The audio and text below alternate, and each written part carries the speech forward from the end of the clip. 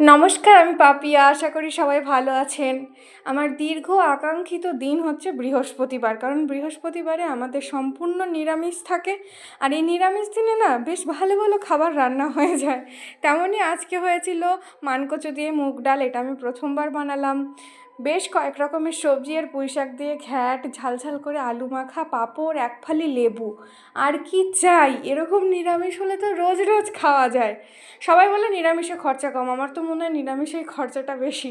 যাই হোক, আমার তো মনে হচ্ছিল আলু সেদ্ধ দিয়ে পুরো ভাতটা খেয়ে নিই, কিন্তু না, বাকি পদগুলো তো আবার রাগ করবে। তো আলু সেদ্ধ আর ঘ্যাট দিয়ে খাওয়ার পর এবার তো ডালের পালা।